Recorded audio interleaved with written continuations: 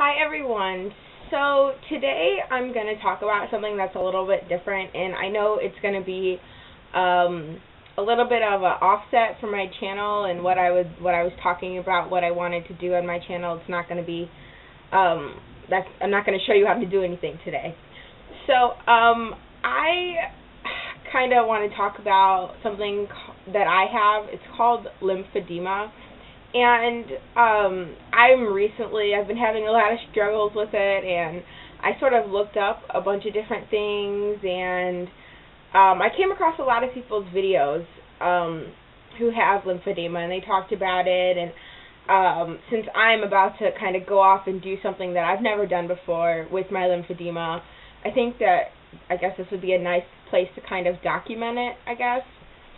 So today I'm just going to talk about what's happening and how I figured out that I had it and how I got started, and kind of bring you guys to where I am today.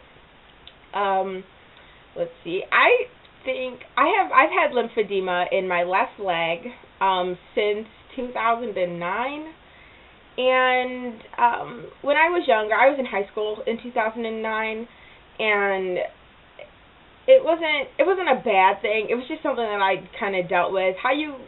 There's two different types of lymphedema: primary lymphedema and secondary lymphedema.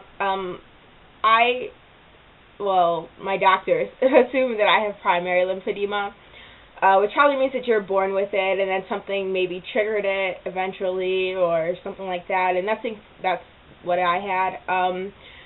In 2009, I was walking down my stairs with a laundry basket in front of me, and I tripped and fell and sprained my ankle, and somewhere along the way I sort of ended up with lymphedema. I'm still a little bit confused on how things like that happen, but I have it, and it's never been a big deal to me until the past year, when it's really starting to get, sort of out of control. And I've only been once, but I did go to a lymphedema clinic, and we figured out some treatments and things like that I'm going to get, and hopefully in the long run everything will be back to normal and I'll be able to do things. So in 2009 I did sprain my ankle and got the lymphedema as a result, and it wasn't a big thing throughout high school. I just had to be careful.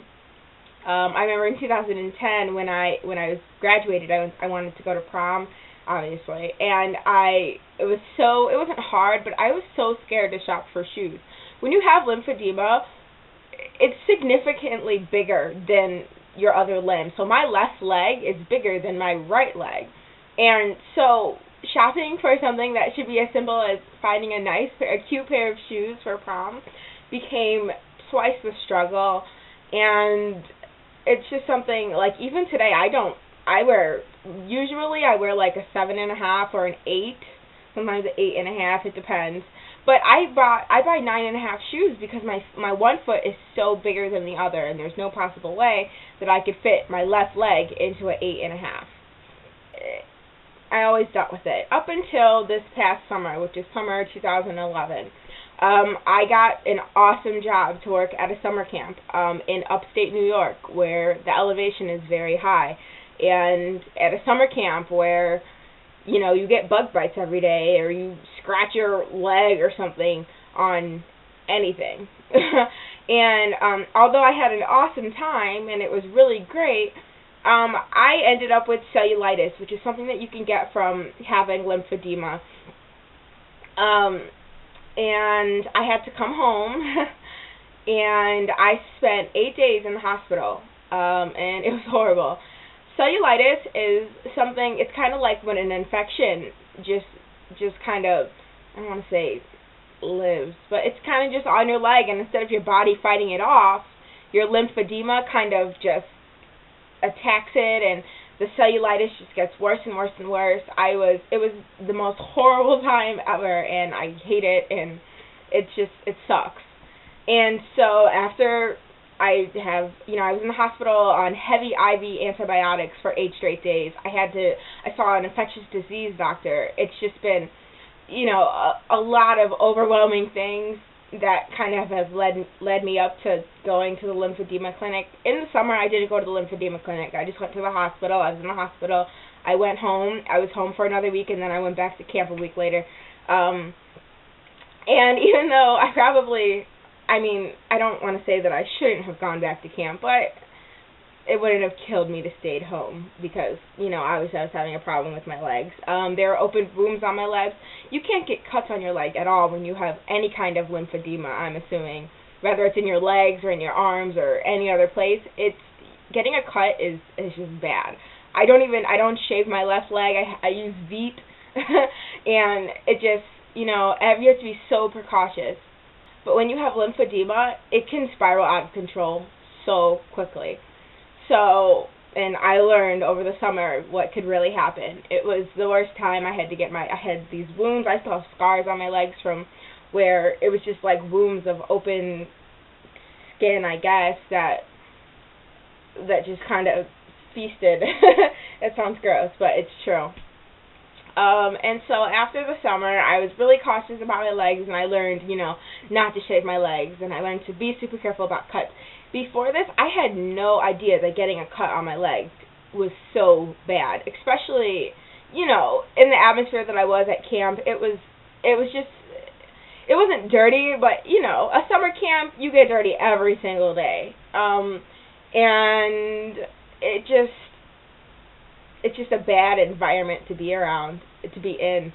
And I think that that was like the biggest or the lowest point in my lymphedema, because it was so hard to deal with, and I was depressed. I'm pretty sure I cried every day that I was in the hospital. It was just horrible. It's not a good feeling at all. And I had no idea that I could end up with something like that. I had no idea how important it was that I would have, taken care of my leg. And so I did learn my lesson, but I'm still struggling with lymphedema. And recently, after my scars have gone completely healed, which it took a really long time for them to heal, and I still have scars that are probably going to be there for a while. After I, came home from camp and we really talked about it, and after my scars had completely, or at least closed, I didn't have any open, like, scabs or anything, my doctor gave me a referral to a lymphedema clinic, and we kind of just put it off, but they know it's probably a bad thing, but we did. We put it off for a little while, and now it's March and of the next year, of 2012, obviously. It's 2012. And I went to the lymphedema clinic about 2 weeks ago, and I am going to get some treatment. I'm going to get it's supposed to be like the drainage, but it's the wrapping that you get wrapped from your toes to your groin, and I'll show you guys what my legs look like probably at the end. So right now I'm just waiting for my bandages to come in. If you have lymphedema and you know about the wrapping, you get bandages, and then you go to the lymphedema clinic, which is going to be the hardest thing to do, because I guess I'm going to have to go every other day for 6 weeks, and that, it just seems like forever to me. I don't know. It's not something that I'm looking forward to, but I know that the results are going to be good, so I guess I'm learning, or just starting to deal with it. But I want to talk about a little bit of what I ordered. So I got bandages from bandageplus.com, and if you have lymphedema or you're looking for bandages, this place has the cheapest prices. These bandages can vary from, there's $200 for like 2 or 3 bandages, but I managed to get everything that I needed for, I think, $60, $50, but I think it turned to 60 something because of the shipping. But it is, do order it online. We were gonna go to Drug Mart and get them, but it was like $100 and something in bandages, and that's a lot of money. So I did get the Comperlin bandages. They haven't come in yet, but when they do, I will definitely show you guys, because I'm super. I'm not excited to get my bandages, but I'm looking forward to receiving them. I got 2 8 centimeters, 2 10 centimeters and 1 12 centimeter. And oh crap, I don't have the prices. They're online. Oops. I'll link them in the bottom bar. But these are the cheapest prices at bandageplus.com. And they're the cheapest prices that I could find. You might be able to find cheaper ones, but if you do, please let me know. Because even though I'm starting off with one set of bandages, eventually, you know, lymphedema isn't curable. Like, they haven't found a cure for it yet, so it's something that I'm going to have to deal with for the rest of my life. And I'm only 19, so you can't stand for long periods of time and things like that. But you know, hopefully I'll learn to deal with it a little bit better and things like that. But I just kind of wanted to, you know, get it out because I saw all these other people making these videos and talking about it, and I thought, why not? So hopefully I'll make a video when my bandages come in, and I'm a little anxious to kind of get the ball rolling and see where I end up. If you have lymphedema, it's a little bit intimidating to start with. I've had it for a couple of years now, and like 4 years now, and I think I should have taken action to try and get this down a long time ago, but it just never seemed that important to me until I was in the hospital for 8 days, and I realized that this is something that's not going to go away, and it's really hard, and you need to be so careful. Lymphedema can easily turn into the cellulitis that I was talking about earlier. Cellulitis is deadly. I didn't know that it was deadly until I started doing my research on it, but it really wakes you up because it's so dangerous, and you just really need to be careful. I'm a little excited to get started in this process, and hopefully everything goes good and I don't freak out, which I probably will, but hey. Other than that, I just wanted to share with you guys, and I'll show you my feet, but thank you guys for watching, and, I hope you come along with me on my journey to try and kick my lymphedema's butt. But thank you for watching, and I hope you learned something, or if you're living with lymphedema, that you realize that it's really important to get involved with it, and, you can get through it, if I can get through it. Well, okay, so these are my legs. Considering today that I haven't really been up and doing anything, I guess my legs are, I guess they're doing okay. This is the leg that I have lymphedema in, and this leg is normal. You can see that this ankle is swollen, and that if you look at my feet, you can tell that these feet are, you could see in between them, and they're not really fat and pudgy, and these ones are. You could see the creasing around here, and all that. You can see all of this that's swollen, and this is a good day. So the inside of my legs, you can see that this leg is way more puffy than this one, and this leg is thinner than this one.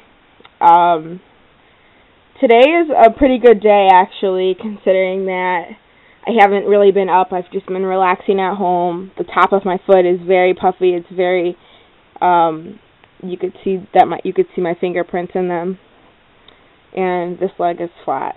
So those are the differences in my legs. Hopefully that this leg will start looking like this leg pretty soon, and I just wanted to show you guys the difference, and you can see how big my foot is. It looks a little scary, but it's okay. You can't really see. I have scars right here, I have ones right there, and I have one right here. Those are from the cellulitis that I got over the summer, and those were basically open wounds that were up and down my legs. But yeah, so hopefully I'll do a before and after at the end of 6 months, and there'll be a big difference, hopefully. Thanks for watching.